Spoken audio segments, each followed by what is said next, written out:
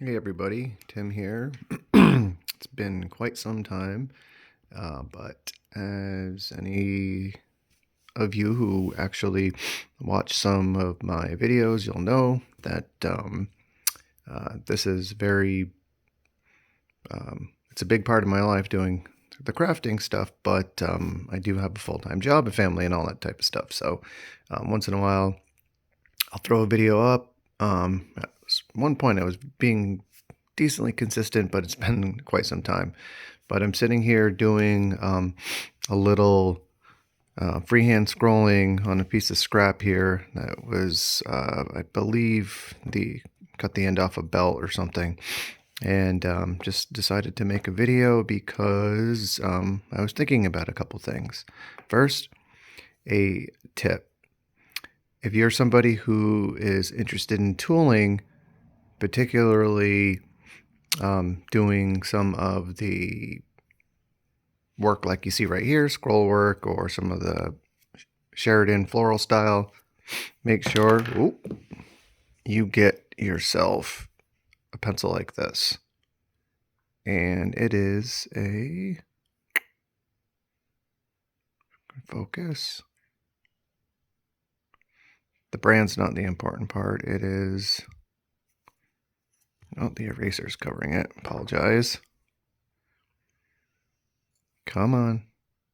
There you go. The 8B, okay?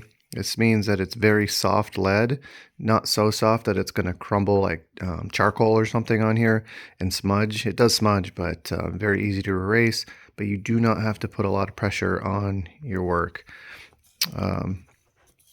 See if I can put a line in. I'm hardly pushing down. You can see I just extended that line right there.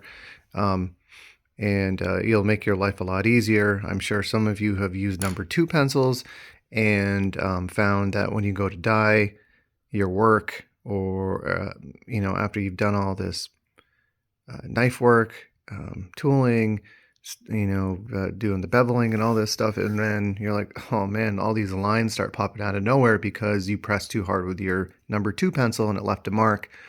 And particularly if you had it well cased. So go with these. You can't miss. And the other thing I want to talk about real quick, because my battery's dying, of course, is to be consistent. What I mean about being consistent is, master a couple skills before trying to jump into all the things that you think are great. I know at one point I was, oh man, like I want to make something with a zipper. It's going to be so awesome. I got into trying to install a zipper the first couple of years of me doing this craft, and I just got so frustrated I didn't go back to it for another couple of years. However, in the interim, I was able to polish up a lot of skills in terms of basic things, using a straight edge to make things clean, right? My stitching, making that consistent and clean, using the tools like a stitch groover, the wing dividers, all these things ended up helping me be more confident when I went back to installing zippers, and now it's not scary to me anymore. It's something that I enjoy doing. Am I a master at everything that has to do with handmade crafting with leather? No, absolutely not. But I do know that I do understand the basics that comes to when it comes to using certain tools, being able to cut straight lines, making sure that I'm in the proper space to be able to do these things. So if you take time out of your day consistently, you're going to be able to jump around from projects. This morning, as you can see, I'm messing around with, this probably could be a little cuff or something. I might end up doing that. Over here, I have a wallet that I've started. I've done lace work right here, the diamond braid, and I've got this all glued up, ready to stitch. That'll end up being a snap wallet.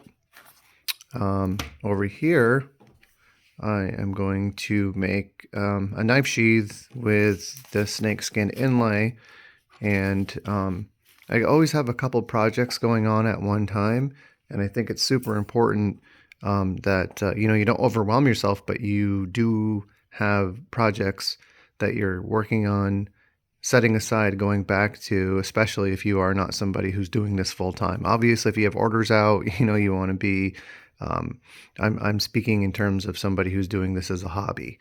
Um, so, uh, with that consistency of going to a project, working on it a little bit, getting that, meditation, that outlet, setting aside, coming back to it, really taking your time, not rushing through things, you're going to enjoy the process more, and you're just going to get better at your skills. Um, I teach this craft as part of a very small part of a class. I am a high school teacher, and that's something I try to impart to my students is taking their time, because a big part of our class is soft skill and career um, job best practices, and making sure that you are really taking pride in what you're doing. And a lot of my students, they just want to rush through so they can have the thing, right? They want the belt, they want the pouch, they want the cuff, they want the coin purse, whatever it is. Um, and you could see some people understand that they want that. Yes, let's curb that proclivity to have the thing now, take my time, be patient. And over the school year, you see that there's certain students that like take that to heart, and their work is just so beautiful, and it's something that they'll have forever and they can be proud of. Not to say that other students don't, um, but I think that you could definitely see that some people, it's almost innate that they're able to separate the two and understand that there is a process where the being patient will benefit you if you let it be. How am I trying to say this?